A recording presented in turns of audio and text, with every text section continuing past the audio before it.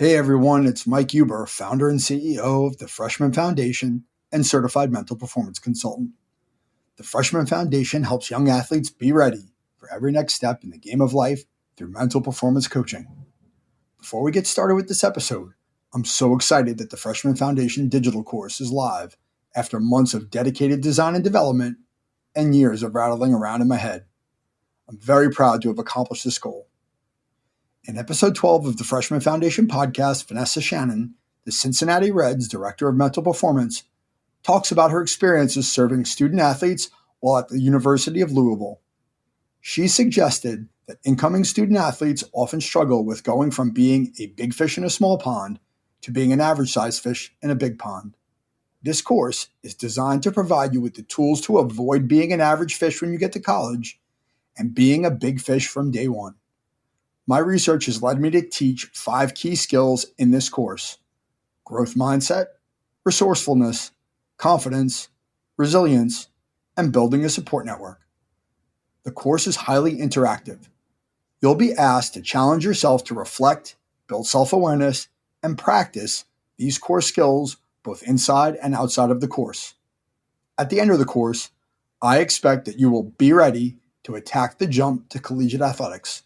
So, are you in? Visit michaelvhuber.com/course to learn more and enroll now. Thank you for listening to the Freshman Foundation podcast. Welcome to the Freshman Foundation podcast, helping you make the jump from high school athletics to the collegiate level and beyond, with your host, Michael Huber.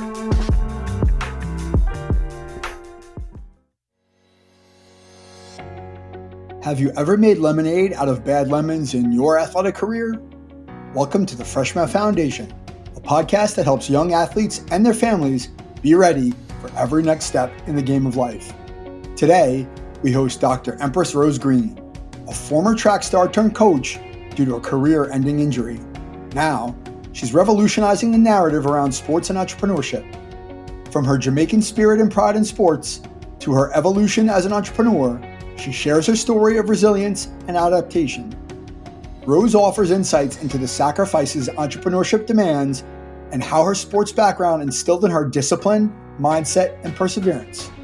We also discuss the parallels between sports and business, 2 arenas where significant investments often come without guaranteed success. Let's build your foundation with Dr. Empress Rose Green. Hello, Dr. Empress Rose. How are you? I'm doing great. I'm doing great, thanks. I am happy to be here. The Freshman Foundation. I've heard a little bit about you, so I'm quite excited to be here today. Thank you. I'm excited too. And we're going to talk about all the wonderful things that you're doing right now. We know you're an entrepreneur. We know you have a book coming out. We'll get into all that. I think where I wanted to start because of the sort of the typical profile of this audience is your athletic background. So could you talk a little bit about your sort of experience in sports, maybe as an athlete and a coach? Yes. In high school, before I got to high school, in primary school, I ventured into running just about every race up to the mile. So I did 100, 200, 400, 800 to the mile. I was running, competing, everything, and winning everything. And, so I had a great mentor who actually, knew that, okay, the basis for me to have a good education as well as to be able to do the sports, take part in all the sporting activities. And I was able to, maneuver through both of them. I really loved track and field. Well, I can't say loved because I still do. Yeah. And then going into high school, I actually started to do a little bit of more sprinting. Not worrying too much about the longer distances, sprinting and high jump. I was a very good high jump person as well, but to be frank with you, I can't remember like how I did it. that period, we have to ask myself, I don't know how I got over that hole to begin with you. So, but I know in terms of sprinting, doesn't matter what age I am. If I get to the starting line, whoever is there just have to beat me because I will never tell myself they're going to beat me. I'm a competitor at heart. I came here just out of high school, migrated here to the US. I, of course, yourself and your listeners probably can hear the strong Jamaican accent back there. I was going to ask you that question just to make sure, but you beat me to it. Yeah. So I migrated here to the US. But before I actually talk about migrating to the US, I have a lot of awards that I won, a few awards that I won in high school as an outstanding athlete, one of them sitting on my over here to my right. Yeah, so I was doing exceptionally well, and that's what I wanted to do. I wanted to follow in the footsteps of Merlene Audie. She was my favorite. She was my influence. And then migrated here to the US. And then I was like, wait, it's cold. How is this going to happen? You know? So, of course, it is. I started to, telling my parents I want to go home, telling my mom I would like to go back home. And she said, no, you're crazy. There are opportunities here. And you'll get used to the weather. But it took me a while to get used to the weather. Now I am so accustomed to the weather. I actually prefer um, the cold versus the heat, which is Interesting. interesting right now. Yeah. So when you migrated to the US, where did you land? In Massachusetts, of course, Boston, Massachusetts, of all places. My uncle, who had resided in the US for years, he was the one who, filed for us to come over. And I came over April 30th. April 30th. And of course, around April, May, the weather started to change. So there are days where the weather would be great. And I would just leave the house and in practically nothing.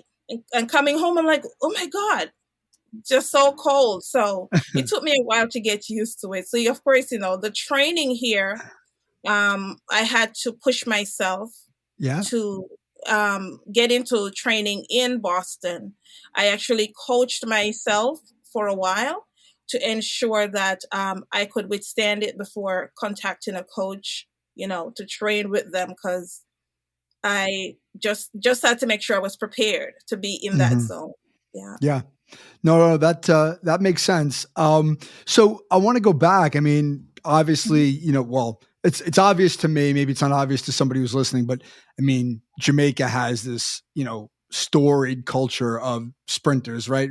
Most people know Usain Bolt, but the the Merlene Oddies. I mean, there's so many great sprinters that growing up, like those are names I remember from the 1984 Olympics and the 88 and whatever, right? So like, Yeah. what was it like? What was it like competing in that environment when you were growing up?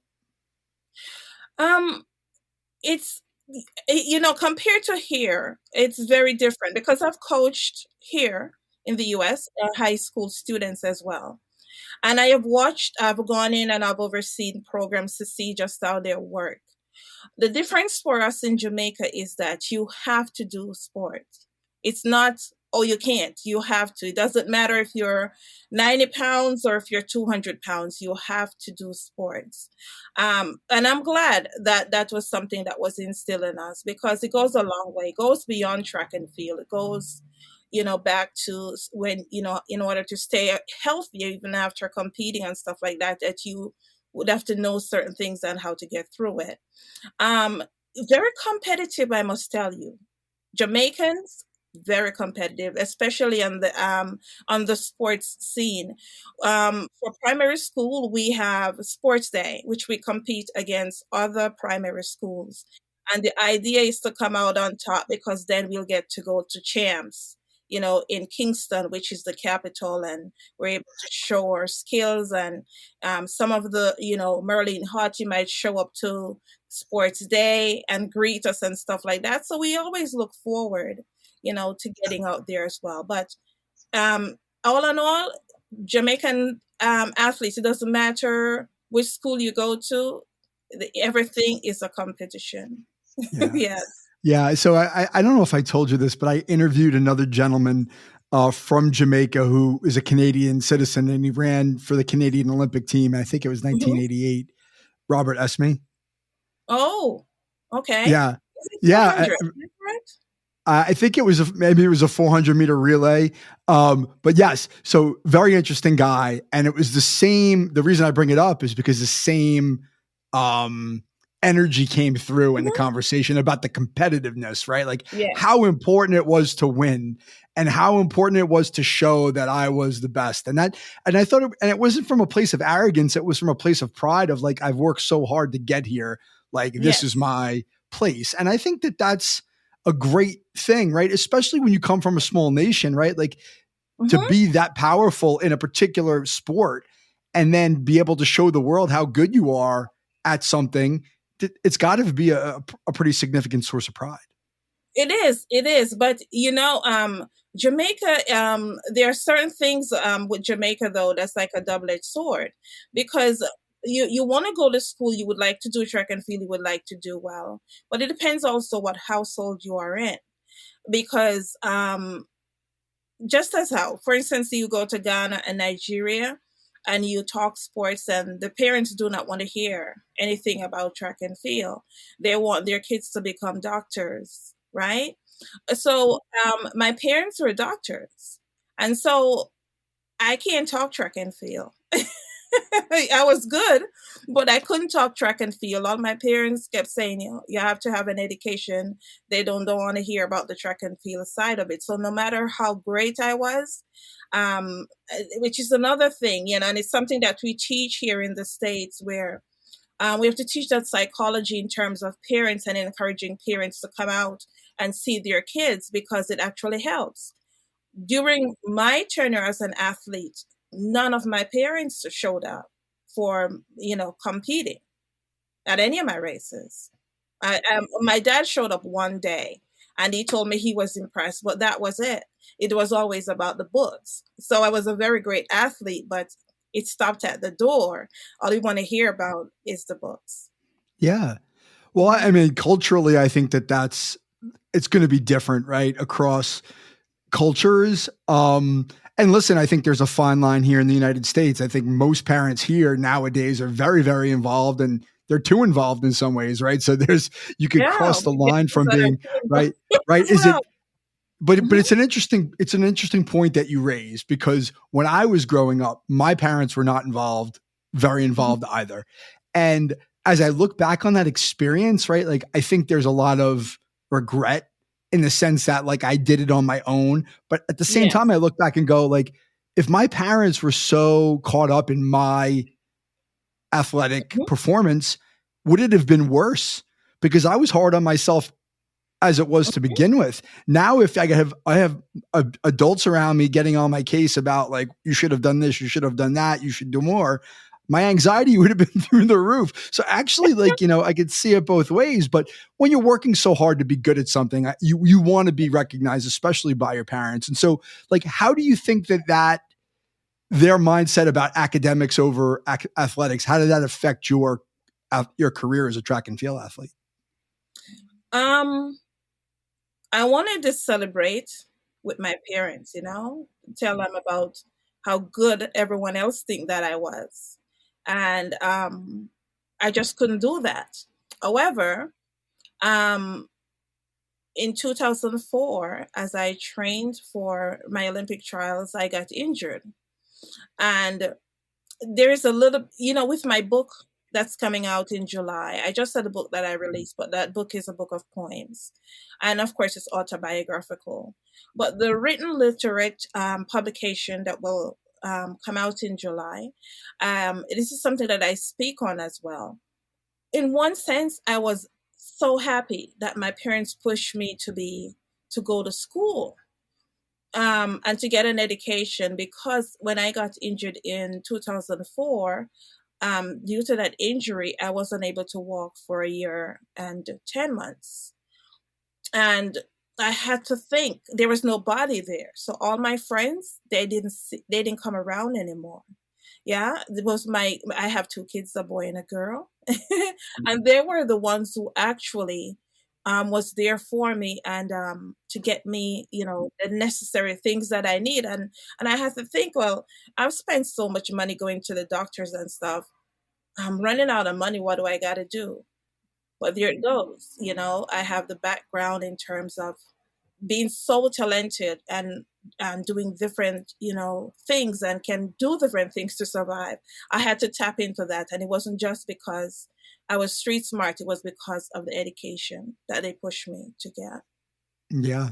Right. And I think that, well, there's just a couple of things in there that I want to ask you about, right? Like Mhm. how much do you think that your experience as an athlete helped you to be resourceful in that situation? I would say 100%. Yeah. The athleticism is it's what is a premise of everything that I do. And that discipline goes beyond track and field. It goes beyond just about everything. When I couldn't walk, there it goes. That's the thing that helped me to push and say, listen, do you remember running 12 seconds and then you got to 11 and you had to push yourself? This is one of those moments where you have to push yourself to move forward. There, days when it is I went through so many different things, but it is that always come back to that place where you remember the strength that you have, that you instill within your training that made you great and a great athlete. Even when you lost, it wasn't a loss. It was just that somebody else did better than you today. And if you wanted to be better than them tomorrow, you just had to go back to the drawing board and work a little bit harder as well. Yeah. I think I love what you just said because it comes Mhm. through in so much of my own work where I think it makes so much sense the way you just framed those two sentences, right? Like somebody was just better than me today, right? Mhm. Doesn't mean they're better than me tomorrow or they were better than me than yesterday. They're just better than me today. And what can I learn from the experience to go back to the drawing board and get Yes. better? And I Yes. think a lot of times athletes don't have that mindset. They have the mindset of I got beat, I'm not good. So that's And they it. shut and yeah, and Mhm. they shut down and they shut Yeah. down and they don't have the resilience to come back because they feel like, well, I should have done this. And Mhm. as a competitor, right? If you're a competitor, there's just going to be some days where you get beat. Someone's Yeah. better or you have a bad day, but it doesn't mean you're not going to come back and compete tomorrow. And I think that doesn't always happen. So at that point, when you were going through the injury, you said was a year and 10 months, you said? A year and 10 months, yes. Was that the point in your life where did you retire from track and field at that point? Well, no. What happened is that I I spent a mass amount of money here in the US. I was misdiagnosed at first. So when I fell, I was told that I sprained my ankle. And I was in a boot for 6 weeks. I came out of that boot and I started training again, still trying to see if I could make the trials. And I remember going to my massage therapist, and he says to me, he says, Rose, your ankle is dangling. What are you talking about? I said, look, your ankle is dangling. You need to get an MRI. That does not look good. And that's how I ended up just getting an MRI. And from the MRI, recognizing that um, I fractured 4 bones in my ankle. So I was Oh, actually competing on fractured bones. oh my goodness. Yes, I have a very high tolerance for pain, I must Apparently, say. apparently you Yes, do. yeah. Yeah. So with that injury, because of where I was in my career, what I'm looking forward to, if they had to put pins, I had, it was between putting pins in my ankle, which I would have limited or no movement. Um, or I was told I may not be able to compete at the volume that I was, or to stay off of it for a year. And basically, they would make me a brace and snap it back in place.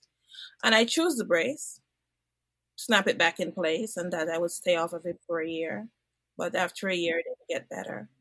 So I ended up actually going to Jamaica, and I'm seeing the athletics the doctor, and gave me some pointers what to do. And in about 2, 3 months, I was able to start running again.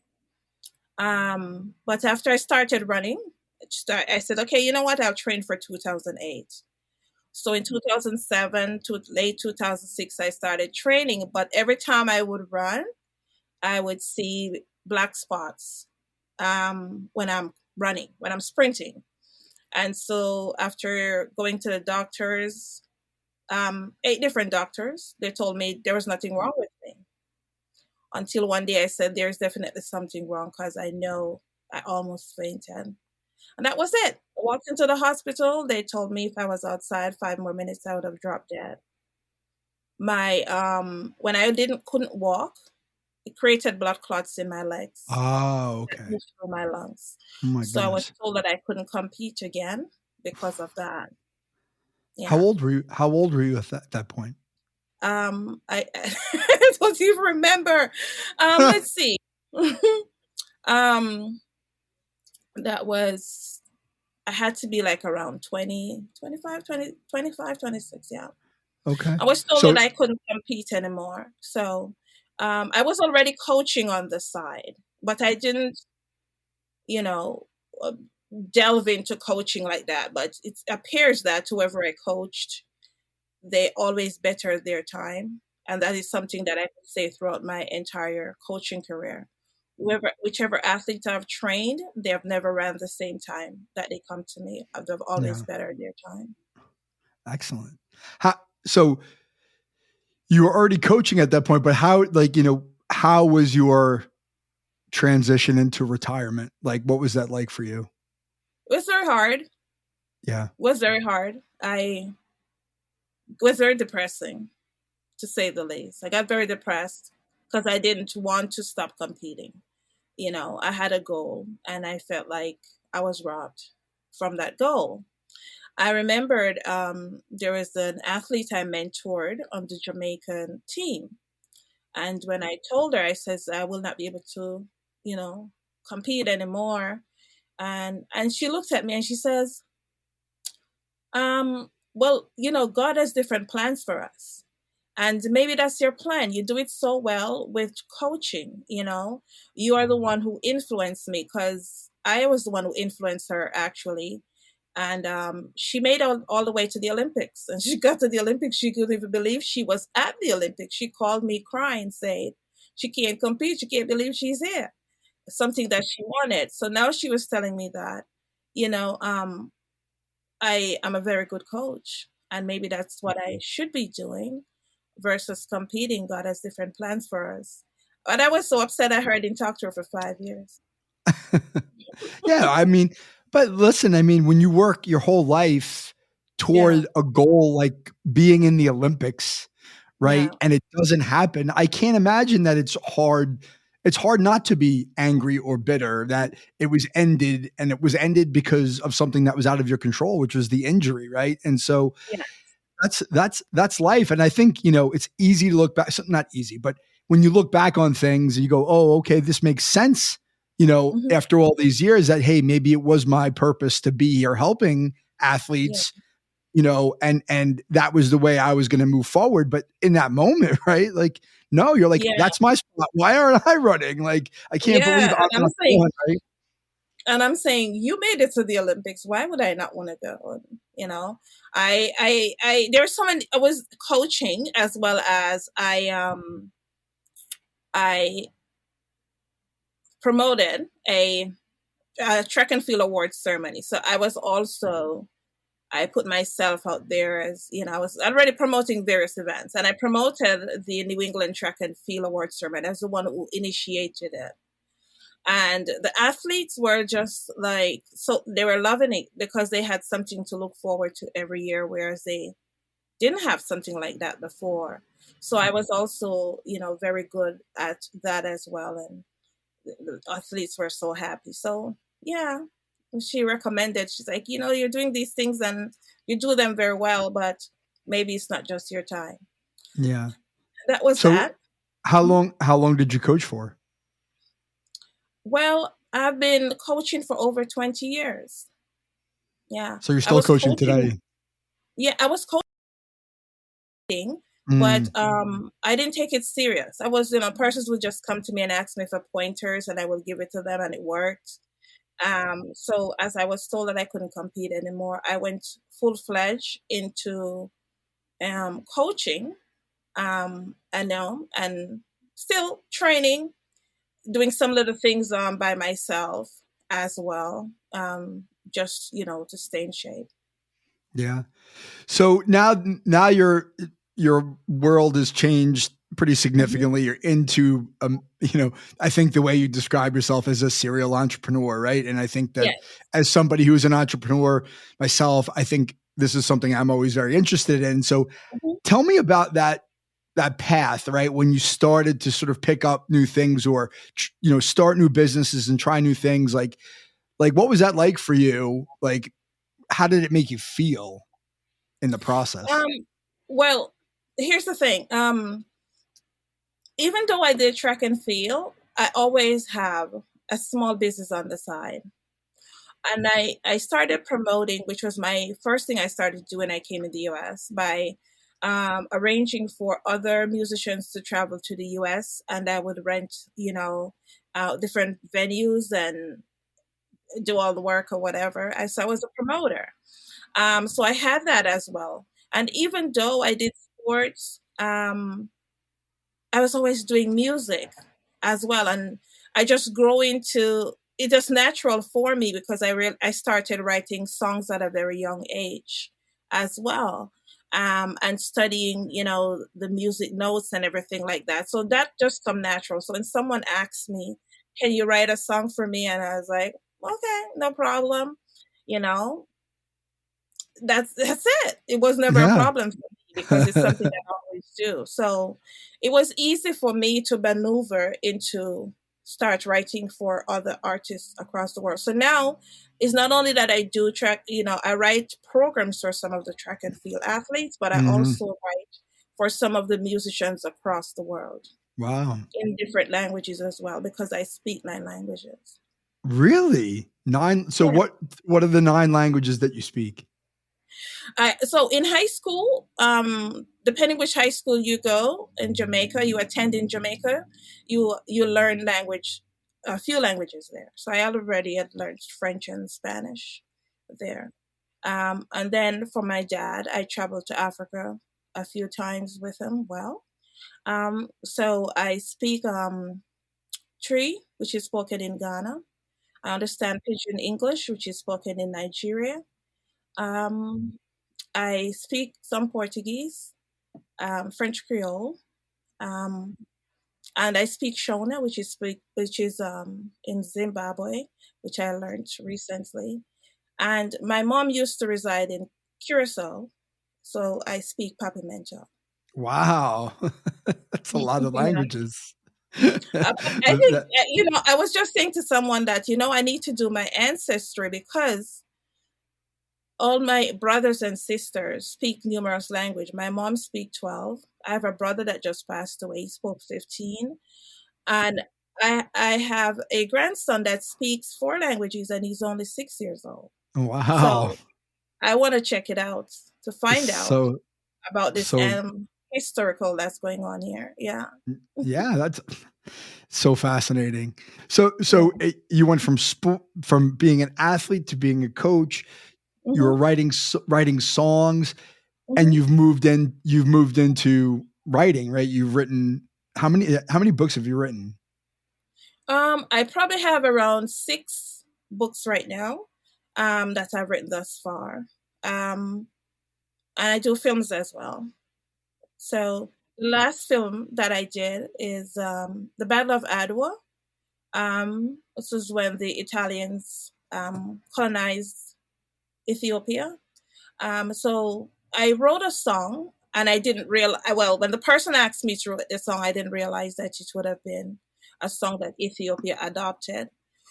So I wrote it for a Grammy winner, Brian Gold.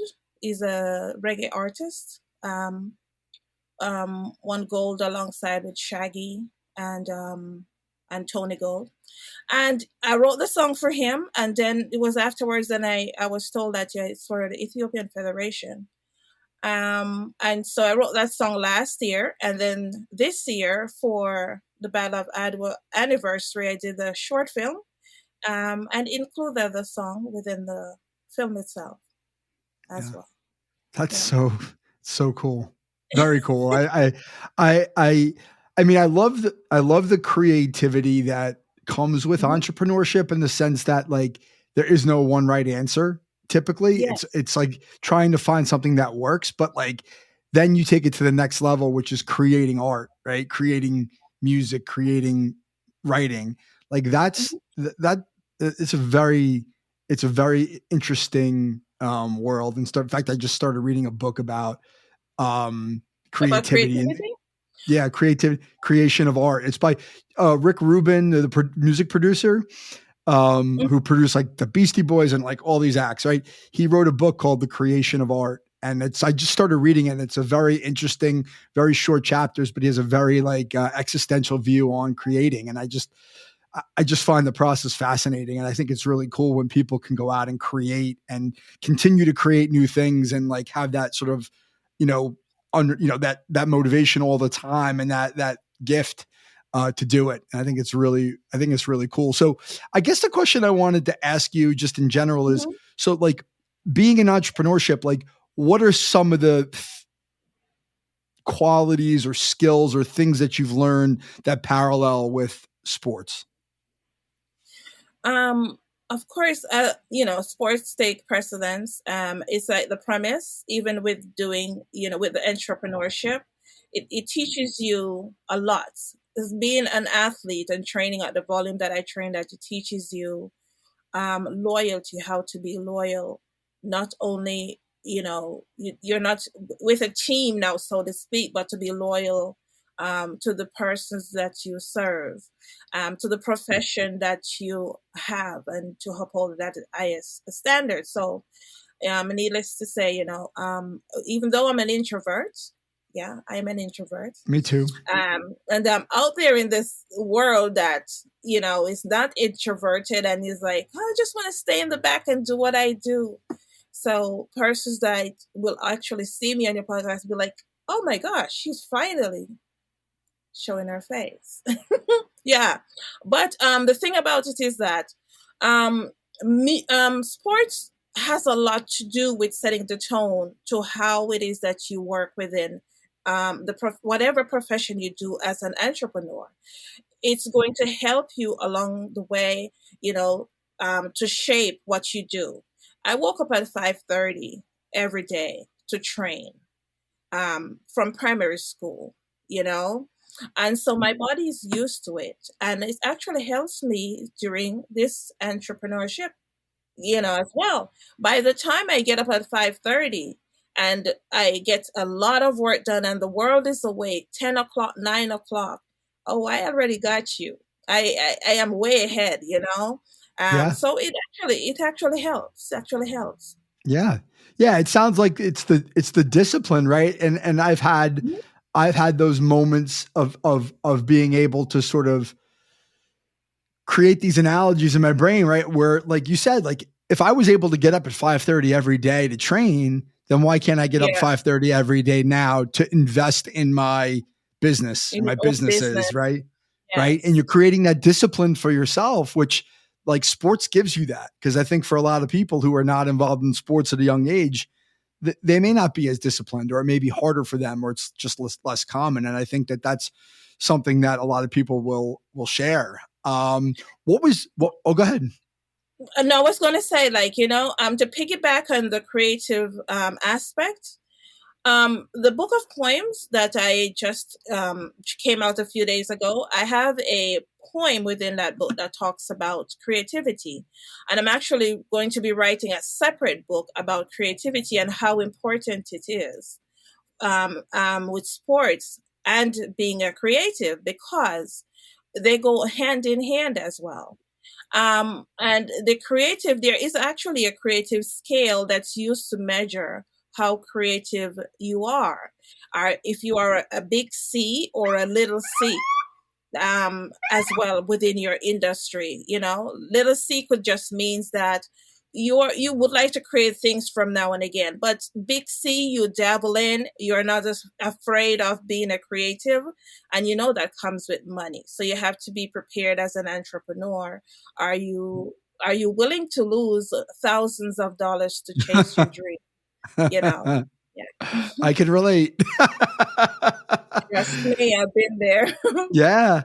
Yeah. But I think so. So the parallel I've been starting to draw, and it's a lot of it's through these conversations, because a lot of the people who come onto the podcast are former athletes who've moved into entrepreneurship. And the Yes. parallel I draw is when you get involved in sports when you're a kid, like you're investing all your time and your energy and money. You're making sacrifices for an outcome that's unknown, right? But you're Unknown. still doing it, believing that you're going to reach this goal. And entrepreneurship's basically the same thing, right? You're investing everything you have into this Time business, and money, exactly. and I'm committed to it no matter what. And I don't know what the heck's coming out the other end, but I'm going to do it. Mhm. And most people don't appreciate that, understand it. They're not comfortable with it. They want security. Yeah. They want certainty. Give me a paycheck every 2 weeks, and I want to know what's coming. And for us, it's, hey, look, I'm going. I believe in this. I'm going to go. I'm going to give it all I've got. And if I fall on my face, it won't be the first time, right? And I think go ahead. I a friend of mine. I just actually said it on my radio program a few weeks ago. A friend of mine called me, and he has a 9 to 5, and he says, "I'm going to quit. I want to be like you." And I was telling them, I was laughing so hard. I was like, "If you have any idea what you're saying right now, you better be prepared." There are days that I went to bed with nothing to eat, and and the clients don't want to hear that. They want to know, when is my work going to get done? They don't want to hear that. And you just have to make things work. If you're not prepared to put in the work, being an entrepreneur is not, it's not going to be easy. I'm not discouraging anyone to not try it and go out there and follow your dreams, but just know that it's a lot of work that you have to put in on a daily basis. Yeah, and I think my own experience was when I decided that I wanted to go down this road in my life, because I wasn't always this way, was I prepared for that transition. Like, I knew it was going to be hard. I knew that I didn't know how much money I was going to make. I knew that there was going to be all these questions, and like, I got myself mentally prepared for it. Like, hey, you're going into this, like, know what you're getting into, and then once I'm in, right? But I think for a lot of people, they like the idea of it. They like the idea of the entrepreneurial lifestyle. I don't have to work for somebody else. It sounds so great, blah, blah, blah, blah, blah. And then you get into it, right? And there's no paycheck, or right? You don't get the results that you want. I didn't know. Right? Where it is that you knew, I didn't know. I was just like, oh, this is what I want to do. And I dive into it. And then when I lost all my life savings, I was like, oh, wow. What I gotta do now, So that's why even, my friend, when I says, listen, you better be prepared, because if you do not have the tools, life will humble you and it will teach you. Yeah, what it is that you do not know. Well, I think we're very similar in a lot of ways. So tell me about the book that's coming out, the anthology of your poems. Oh, so the book was released on Monday. No, I'm sorry, Tuesday. Last Tuesday.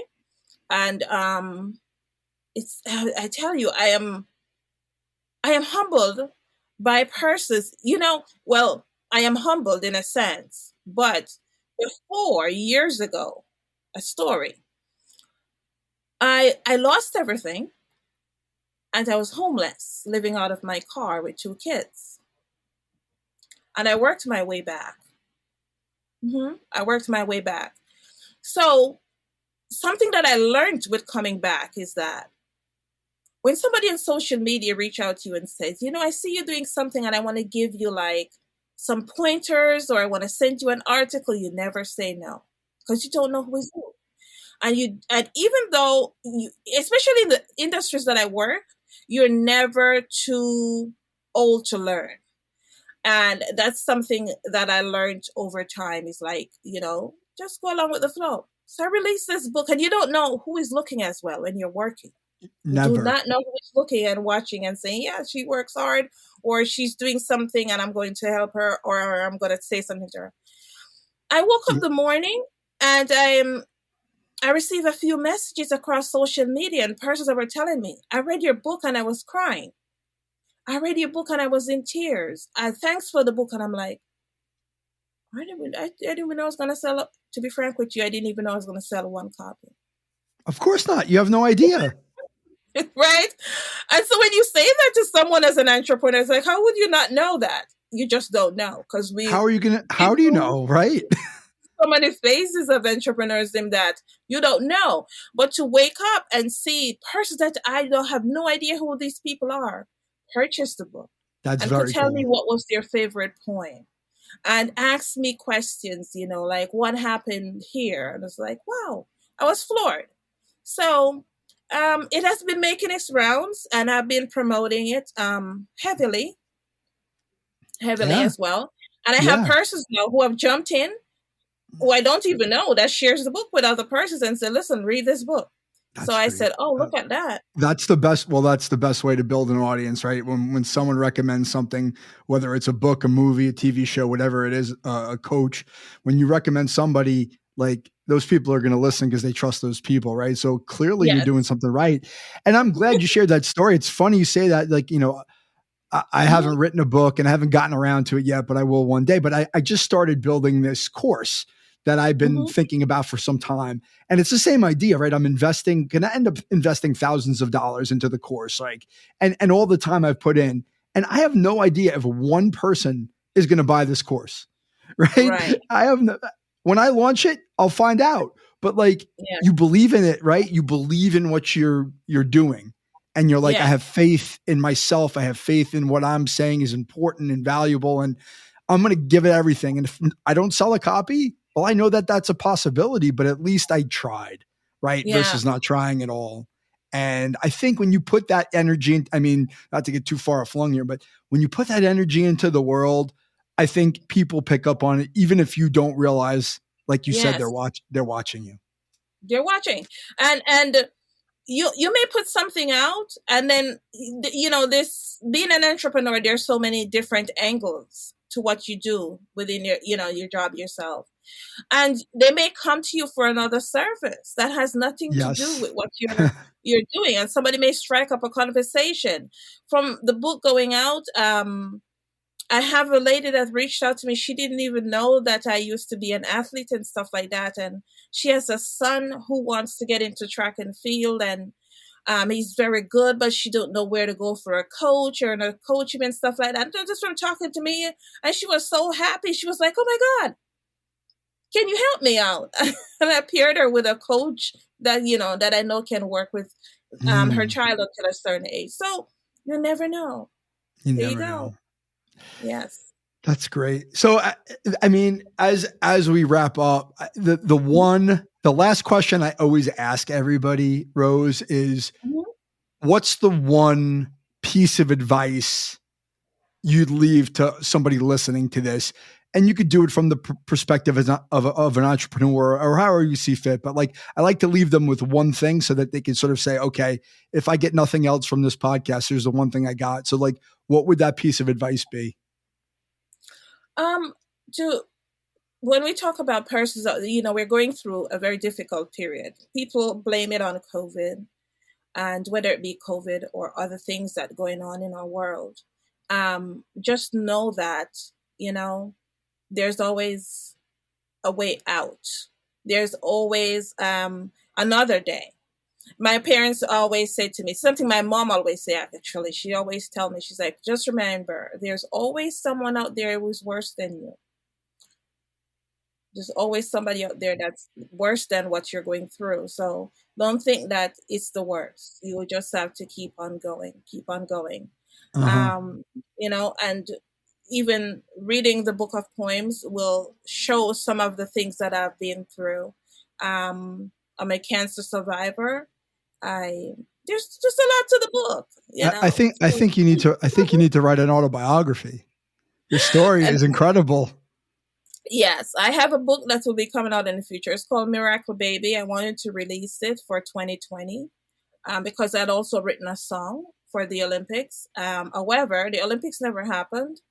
And I just decided that the time wasn't right to put it out as yet. But I wanted to use that platform then. It was called Miracle Baby, fueled by music and track and field. Miracle Baby because it's always a miracle the amount of things that I've been through, and I've been able to pull myself out since birth. I was born weighing 1 pound and 1 ounce, 1 pound 1 ounce at 27 weeks. So a miracle from birth. So I That's named the book incredible.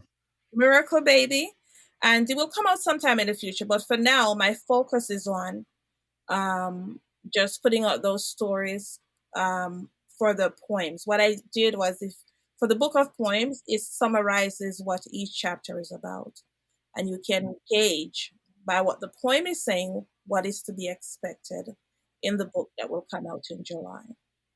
Okay, that's great. So where could people find the book? It's on Apple Book. I haven't put it anywhere else except Apple Book, and so all Android users are like, "What's going on?"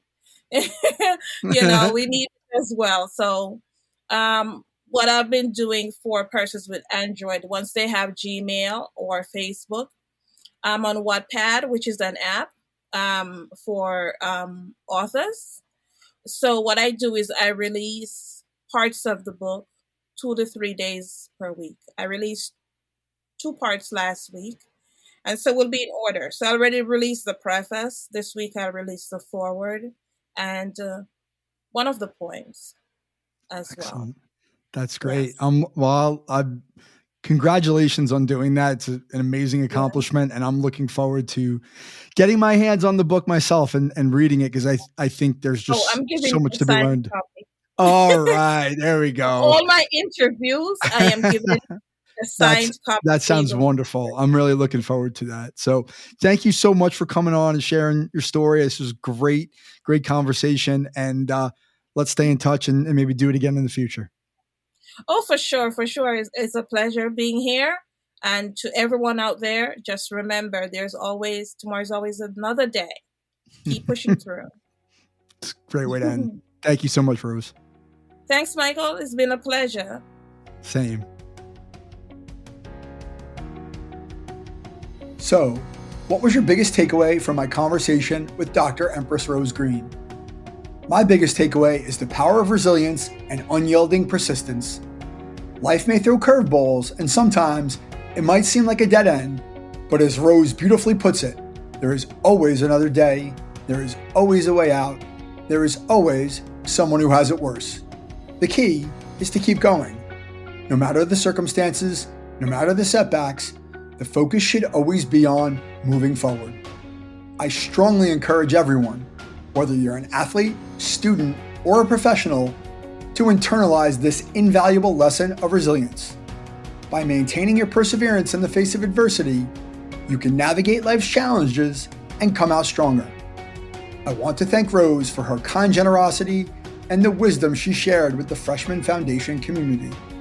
You can follow Rose on Twitter at Dr. Empress Rose. To learn how you can be ready for your next step in the game of life, visit michaelvhuber.com. Thank you for listening. We look forward to welcoming you back for episode 66.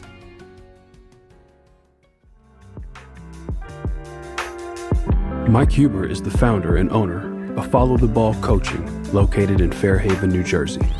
He is a mental performance coach and business advisor dedicated to serving athletes just like you reach their full potential on and off the court. The Freshman Foundation is all about helping you get to the next level.